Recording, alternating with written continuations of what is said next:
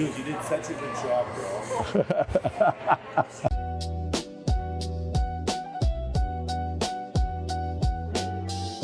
I'm Chef Jonathan, and I'm here at Left Bank Brasserie, and today I'm going to walk you through some of our desserts along with some of our special desserts. So the first dessert I'm going to be making is a chocolate tree with the cotton candy on top. So right now I'm just melting down the sugar in the cotton candy machine. Amazon. And the great thing is, like, if you have favorite candies like Jolly Ranchers, you can just throw them in here. So you'll have like a Jolly Rancher flavored cotton candy. Anything that's like a hard candy, like Werther's Originals would work as well. Or if you want to grind some sugar down in like a coffee maker with whatever, pepper, or let's say tarragon, or so you grind those ingredients together, and you could put it in the machine and you could basically make any flavor you want. So basically it just melts the sugar down, and then there's little holes in the metal top part. And when the sugar melts down, it starts spitting it out of the holes. As it's spinning, yeah, it's drying as it's coming out. So that's why you get the little consistency like that. Sometimes these ones take a little bit to heat up. So this one is a blue raspberry. Right now I'm making the chocolate tree. So the bottom part of the trunk is made of chocolate. So those are molded to a plate. And then I use 3 different sorbets that we have in house. And I put those at the bottom of the plate with some chocolate leaves, some espresso, chocolate covered espresso beans.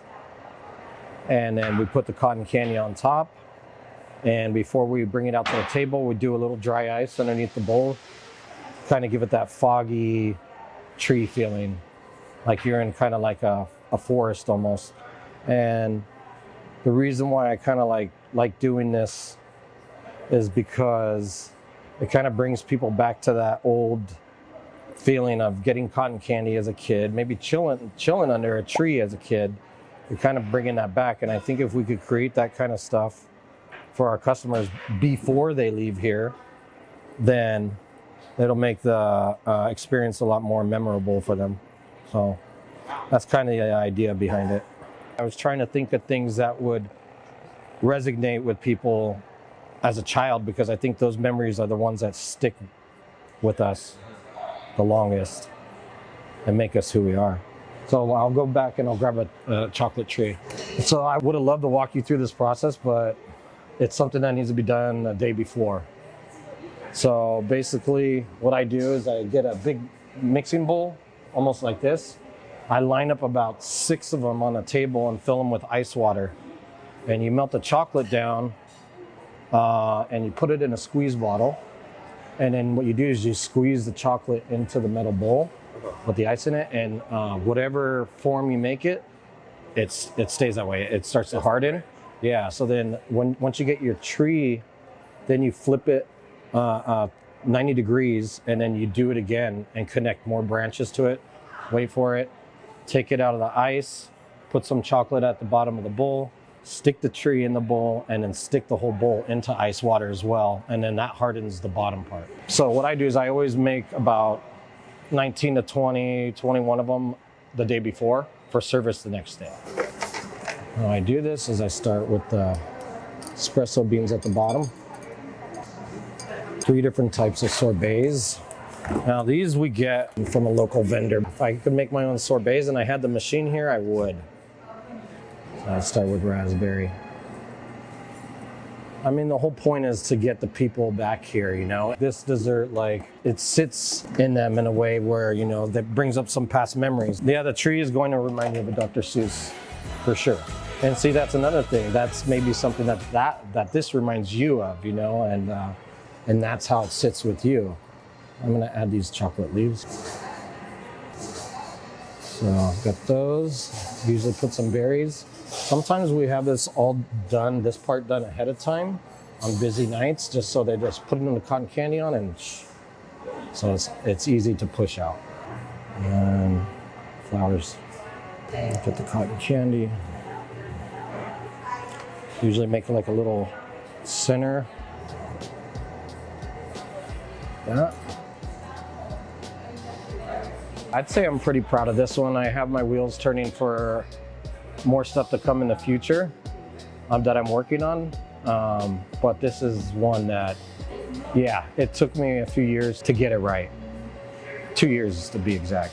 The way I started it in kitchens is I started off as a dishwasher when I was 15 or 16 years old, and I saw my chef at the time plating food and stuff, so I decided that it was something I wanted to get into, coming from like an artist background and watching him plate and being kind of artistic. So I moved forward into culinary school about after 3 years experience in the kitchen, and then it kind of took off from there. I've won a few Iron Chef Showdowns. So the Iron Chef Showdown is one below the one that's on TV. So it's like the one that you kind of need to win to get in to the other ones. And after I've won a few of those, COVID happened, and then I was never really able to get on Iron Chef America. So it's a little bit different. After culinary school, I kind of worked my way up the ladder and had my first executive chef position when I was in 2008. You know, been trying to have stuff that, you know, is gonna bring them back or reminds them of something. Because I think if you ever see people eat, they close their eyes sometimes and they go like, It's usually because that triggers some sort of memory. So next we're gonna be doing the ice bowl, or you can call it globe. I'm just going to hit it with a little fire so you can see through it. The way I came up with this was I was thinking that in a hot summertime, I was working at a restaurant and our ice creams were melting before they were going out to the customer. So I was thinking, okay, how can I keep them cold? So first I started making these little ice slabs to kind of put the ice cream on, and that was working, but it started to get my wheels turning, like how can I make it round in a bowl, and maybe even something that they could crack at the table, and it kind of something playful. And so I was figuring out how to get it in a round shape. So what I did was I filled up water balloons with water and stuck them in the freezer and froze them for 5 hours. So that the center was still liquid, but the outside was frozen. And then you take those out and you pop the balloon, and then you just push in on the top and it hollows it out, and then you take the water out. This one's only a 5 hour process. Only 5 hours? Yeah, only 5 hours. So with this one, we're gonna do tiramisu gelato, and we're gonna do pistachio. And then we're gonna do Belgium chocolate. They can choose any flavor they want. We don't restrict anybody from anything. So this is basically like a sundae, you know? So we're gonna do the chocolate sauce, berries, raspberries and blackberries, whipped cream, leaf, and flour. I know you might be thinking, well, how do we do this when it's busy on a busy Friday night? Well, the trick is on Friday and Saturday nights to have the gelatos already in there. If they want something different, we'll make it to order, but basically that's how we are able to push them out and the customer not have to wait like, 20 minutes for a dessert. But you see how I hit it with the torch? That's so you could see through and see what you're getting. And then again, after that, we do the dry ice with this one as well. These are the only two desserts we do the dry ice with. I do the dry ice because I think it gives it a cool effect. With the chocolate tree, it's a little bit different. I think it kind of brings you to like, maybe that foggy morning with the cotton candy. But with this one, I mainly do, I think it's a good attraction. I think it is definitely something that can have people coming back for this dessert, especially with like a celebration or something like that. I think it's just something that's memorable. Like, hey, remember that restaurant that did that snow globe or ice globe or ice bowl? Dude, you did such a good job, bro.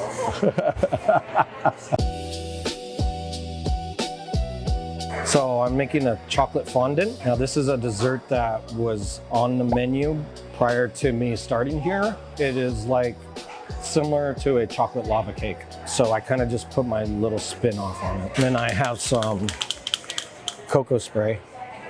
So I just kind of spray this That. Add a little bit of espresso bean. Blackberry. Raspberry. Flowers. I like using flowers on everything, and it makes it look pretty. I think when you take the time to put flowers on a plate or other garnishes, it kind of shows that you care about what you're doing. Right in the center. I'm gonna hit it with a little bit of powdered sugar. Start with the cookie.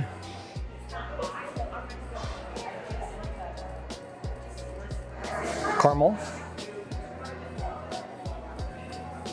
I'm really intrigued with like space and stuff like that, and I just thought this looked a lot like Saturn with the rings, so I kind of just wanted to play with a little bit and kind of bring out some stuff that I'm also interested in. This is a chocolate cookie, so I have some molds that I spread the cookie base onto and bake them for about 2 minutes. This is just melted down sugar. You melt it down and you wait to get to a thicker consistency, and you use a spoon and you kind of just twirl it onto mats like this.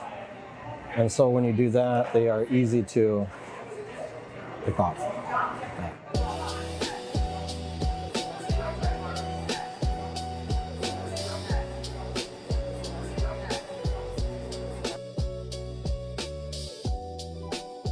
Okay, so next up is the profiteroles.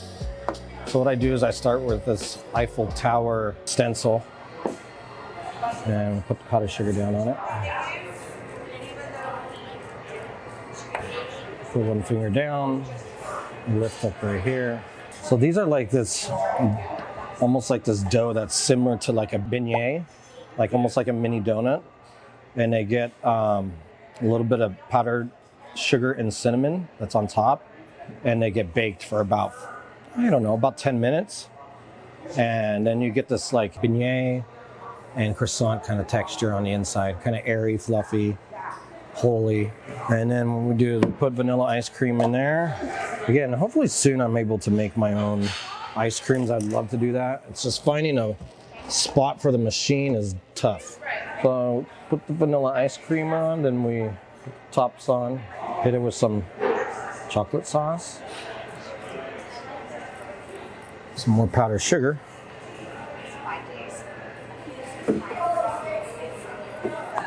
I chose the black plate for this because I feel like they pop off of the plate a little bit better, and also so the Eiffel Tower pops off a little bit better. And then of course, we'll put a few flowers on there just to give it a more of a unique look. And then you have the profiteroles. Very simple dessert.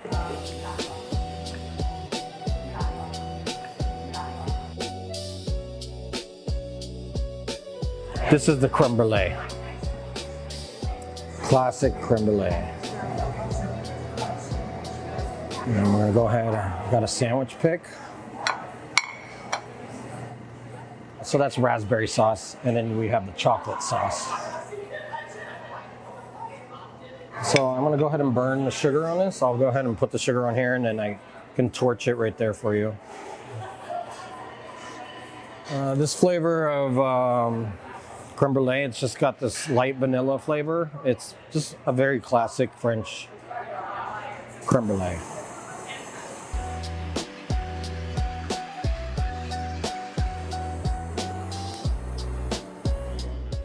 So, actually I forgot this step. I usually put the paper under here like that. That's just so the dish doesn't slide around on the plate. And it's got this classic French newsprint on it that's looks pretty cool. And then we'll put some berries.